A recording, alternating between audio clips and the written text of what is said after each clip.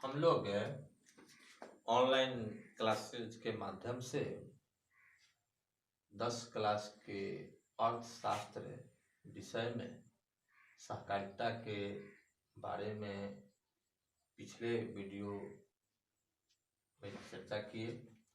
अब हम लोग सहकारिता से जुड़ी कुछ जो बैंक है उनके बारे में चर्चा करेंगे और इस कोरोना काल में हमें भरोसा है कि विद्यार्थियों को लाभ मिलता होगा और लाभ मिलेगा।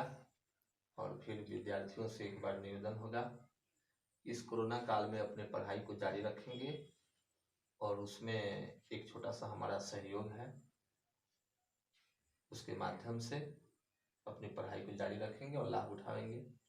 देखिए, सहकारिता के क्षेत्र में बैंकों की भूमिका जो है अग्रणी है। कुछ सहकारी बैंक हैं और उन सहकारी बैंकों के कुछ जो प्रकार है उस पर जो है ना विशेष रूप से आज यहाँ प्रकाश डालने जा रहे हैं। सहकारी बैंक जो है वो हमारा 3 प्रकार का है। हमने यहाँ एक टेबल के माध्यम से दिखाया है कि सहकारी बैंक 3 प्रकार के हैं। पहला है केंद्रीय सहकारी बैंक, दूसरा है राज्य सहकारी बैंक और तीसरा है भूमि बंधक बैंक और उसी का नाम बदल करके बाद में भूमि विकास बैंक कर दिया गया है। अब हम लोग एक एक करके और इन तीनों सहकारी बैंकों पर चर्चा करेंगे।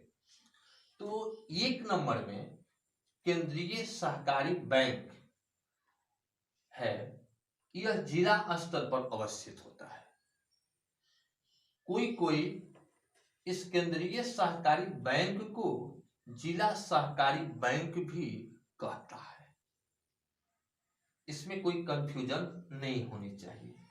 और हम बिहार के संदर्भ में देखें तो बिहार में 22 केंद्रीय सहकारी बैंक अथवा जिला सहकारी बैंक उपलब्ध है।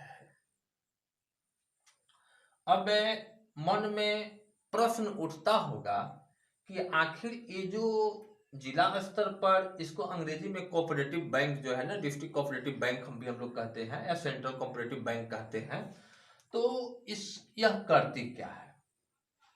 देखिए, इसका काम है, केंद्रीय सहकारी बैंक का कार्य है, हमने यहाँ एकदम शॉर्ट में दर्शाया है कि प्राथमिक या प्रारंभिक, उसमें कोई फर्क नहीं पड़ेगा, एक ही बात है।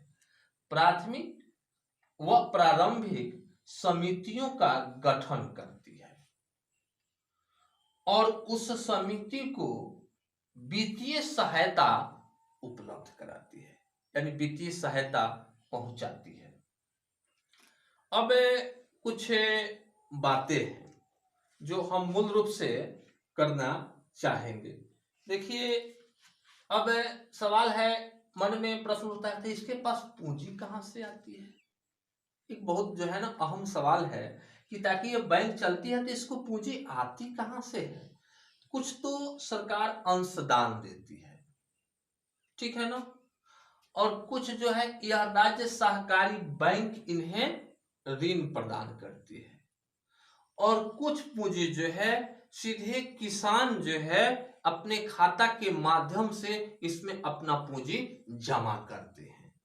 अब तो बात समझ में आ गई कि इनको पूंजी कहां से मिलता है, ठीक है। तो ये इससे यह अपना जो है ना काम चलाते हैं। ये करते क्या है? तो वित्तीय सहायता पहुंचाते हैं। किसको वित्तीय सहायता पहुंचाते हैं, ये भी एक बात समझ आती है। तो प्राथमिक सहकारी समितियों को वित्तीय सहायता पहुंचाते हैं और इन समितियों के माध्यम से यह किसानों को ऋण प्रदान करते हैं। कहने का मतलब यह है, यह यानी प्राथमिक समितियां जो है वो किसान की समिति है और इन समितियों के माध्यम से वह किसानों को जो है ना ऋण देती है। कोई दिक्कत?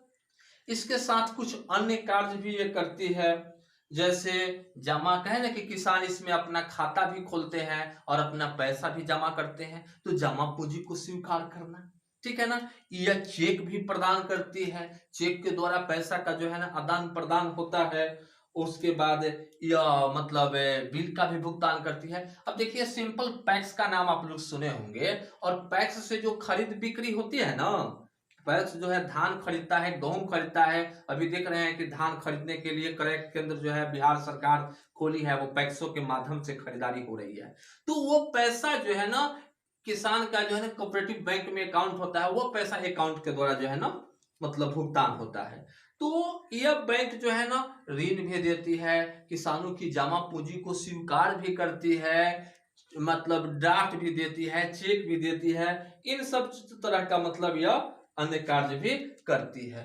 तो हम देखते हैं कि किसानों के बीच इनकी अच्छी खासी भूमिका भी है, ठीक है ना। और यह किसानों को मतलब कृषि की जरूरतों के अनुरूप यह मतलब ऋण भी देती है, बीज के लिए भी देती है, खाद के लिए भी ऋण मुहैया कराती है, और थी मतलब कृषि यंत्र की भी व्यवस्था या कुछ करती है। तो ये हमारे सहकारी बैंक के विषय में हमें लगा कि कुछ समझ में जरूर आया होगा। तो ये है हमारी केंद्रीय सहकारी बैंक। देखिए इसकी बहुत सारे शाखाएं जो है ना कुछ प्रखंड स्तर पर भी खुला हुआ था, लेकिन आज जो है ना वर्तमान में ये सारे शाखाएं जो है ना बंद पड़ी हुई है, ठीक है। तो डायरेक्ट ये जिला से काम चल रहा है, यह सब प्राथमिक समितियों के द्वारा चल रहा है। अब दूसरा है कि राज्य सहकारी बैंक। देखिए राज्य सहकारी बैंक जो है ना राज्य स्तर पर होती है। जैसे खास करके हम ये बात करें कि राज्यों की राजधानी में होती है, जैसे बिहार है तो बिहार का जो है राज्य सहकारी बैंक कहाँ होगा, पटना होगा, ठीक है ना। और वह पटना होगा नहीं, पटना में है, ठीक, एक्यूरेट समझिए। और ये करता क्या है, तो ये केंद्रीय सहकारी बैंक यानी जो जिला स्तरीय जो केंद्रीय सहकारी बैंक है ना, यह इस उन सब केंद्रीय सहकारी बैंकों का प्रधान बैंक है। प्रधान मतलब हेड ऑफ डिपार्टमेंट है, मतलब ये हेड है, उसका हेडक्वार्टर है यह। और हेडक्वार्टर है तो हेडक्वार्टर होने के नाते क्या करता है, तो जितना हमारा ये केंद्रीय बैंक जो जिला स्तर पर है, जिसको जिला सहकारी बैंक भी कहते हैं, इन सब बैंकों को यह नियंत्रित करता है। कौन, राज्य सहकारी बैंक। यानी जिला सहकारी बैंकों को नियंत्रित करने का काम राज्य सहकारी बैंक करती है। अब नियंत्रित करने का मतलब क्या है, तो उसके लिए नियमन बनाना, उसके लिए मतलब कोष का निर्माण करना, इन सब चीज को जो मतलब हर काम जो है ना वह करती है। और उसी के दिशा निर्देश में जो है हमारा एक केंद्रीय सहकारी बैंक चलता है। यानी सारा दिशा निर्देश राज्य सहकारी बैंक तैयार करती है केंद्रीय सहकारी बैंकों के लिए। दूसरा है कि केंद्रीय सहकारी बैंक को भी पूंजी कहां से आता है, ये भी एक प्रश्न होगा। तो यह हमें यहाँ लिखा है कि इसे आरबीआई के द्वारा, यानी आरबीआई भी इसको मतलब पूंजी देती है। और नाबार्ड का नाम आप लोग सुने होंगे, नेशनल एग्रीकल्चर, ठीक है ना, इसका पूरा नाम जो है वह नाबार्ड है, जो एग्रीकल्चर के क्षेत्र में जो है ना काम करती है। उसका पूरा नाम है कि national bank, national agriculture bank rural development करके इसका नाम है। और यह नाबार्ड से भी सहायता प्रदान प्राप्त करती है। कौन, राज्य सहकारी बैंक नाबार्ड से सहायता प्रदान करती है और उससे जो है ना अपना काम करती है। उसके बाद यह केंद्रीय सहकारी बैंकों को संगठित भी करती है और ऋण भी देती है, यानी इसको यह ऋण देती है जो जिला स्तर पर है उसको ऋण भी प्रदान, यानी यह जो है ना डायरेक्ट जो है ना पब्लिक से जुड़ी हुई नहीं है, यह सरकार से, आरबीआई से, नाबार्ड से जुड़ी हुई रहती है और उससे मदद लेकर के और केंद्रीय सहकारी बैंकों तक पहुंचाती है। और केंद्रीय सहकारी बैंक जो है ना हमारे किसानों को मदद करती है, प्राथमिक साख समितियों के द्वारा होती है। तो अब जो है राज्य सहकारी बैंक के विषय में समझ में आ गया होगा, ऐसा हम विश्वास रखें। कि एक बार और सुन लीजिए कि यह राज्य स्तर पर होता है, यह केंद्रीय सहकारी बैंकों का प्रधान बैंक है, यह केंद्रीय सहकारी बैंकों को नियंत्रित करता है, यह आरबीआई के द्वारा और नाबार्ड के द्वारा मदद लेकर के और उससे सहायता जो है प्रदान करता है, और केंद्रीय सहकारी बैंक को संगठित करता है और उसे ऋण भी प्रदान करता है। ये हमारा राज्य सहकारी बैंक हो गया। अब तीसरा जो है हमारा भूमि बंधक बैंक। देखिए पहले जब इसकी स्थापना हुई थी ना तो नाम भूमि बंधक बैंक था, लेकिन कुछ दिनों के बाद उसका नाम बदल करके भूमि विकास बैंक कर दिया गया। ये मुख्यालय जो है ना, इसका राजधानी क्षेत्र होता है, माने जैसे बिहार है तो इसका मुख्यालय कहाँ होगा, पटना में होगा, और इसकी शाखाएं जो है ना छोटे बड़े शहरों में जो है ना है। देखिए यहाँ एक और दो बातें आती है कि कोई कोई कहता है कि यह जो भूमि विकास बैंक है यह दो प्रकार के हैं। एक केंद्रीय भूमि विकास बैंक है, वही मुख्यालय स्तर पर जो होती है उसको केंद्रीय भूमि विकास बैंक आप कह सकते हैं, और जो उसकी शाखाएं जो है ना जो सब क्षेत्र में पूरे राज्य भर में जो फैली हुई है उसको आप लोग प्राथमिक या प्रारंभिक भूमि विकास बैंक के नाम से मतलब पुकार सकते हैं, कह सकते हैं। ये भूमि विकास बैंक, देखिए नाम से ही पता चलता है कि आपको लगता होगा कि ये भूमि विकास बैंक है, यानी यह भी कृषि के क्षेत्र में काम करती है और वह खास करके भूमि के डेवलपमेंट में काम करती है। अब कहिए कि भूमि में कौन सी विकास करती है, मान लीजिए कि कुछ बंजर भूमि है उसको कृषि योग्य भूमि बना देना है, तो बहुत सा जो है चीज है ना कि भूमि के संबंध में हम उसको कृषि योग्य भूमि बना ले, ठीक है ना, वो कृषि योग्य नहीं है और उसको कृषि योग्य बना ले, उसमें यह काम करती है, इसलिए हम लोग भूमि विकास बैंक कहते हैं, ठीक है ना।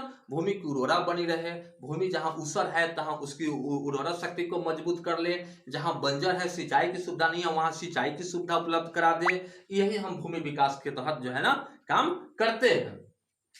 भूमि विकास बैंक का कार्य है कि यह किसानों को ऋण देती है, डायरेक्ट किसान से जुड़ी हुई है, और यह किसानों को ऋण देती है, यह किसानों को ऋण देती है, और वह ऋण दीर्घकालीन होती है।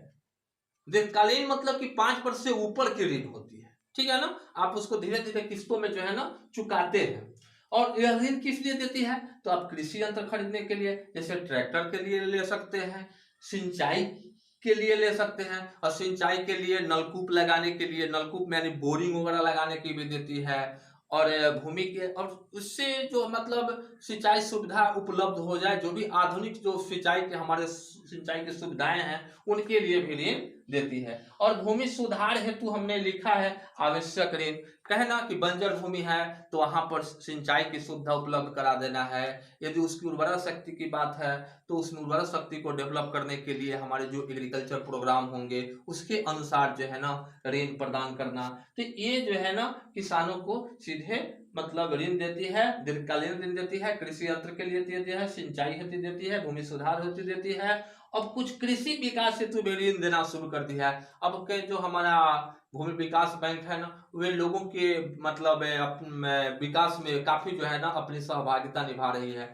अब तो मुर्गी फार्म के लिए भी मतलब पोल्ट्री के भी लोन दे रही है, यानी यह चाह रही है कि हमारे किसान जो है ना मतलब कृषि के विभिन्न शाखाओं को अपना करके, विभिन्न क्षेत्रों को अपना करके अपनी आय को वृद्धि करे, यानी किसानों की आय वृद्धि में यह बहुत महत्वपूर्ण भूमिका निभा रही है। तो हम ओवरऑल यह देखते हैं ना तो यह हमारी सहकारी समितियां जो है ना और सहकारी जो बैंक जो है ना यह हमारे किसानों के लिए जो है ना एक वरदान साबित जो है हो रही है। किसान इसमें संगठित होकर के और छोटे छोटे जितने किसान हुए संगठित होकर के और उसमें अपने कृषि से संबंधित हर सुविधाओं को, हर आधुनिक सुविधाओं को प्राप्त करने में जो है ना सक्षम हो रहे हैं, सफल हो रहे हैं। तो ये हमारे सहकारी बैंक से संबंधित जो है ना ये बातें हुई।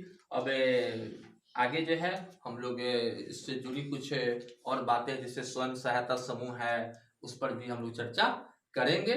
तो आज के वीडियो में इतना ही।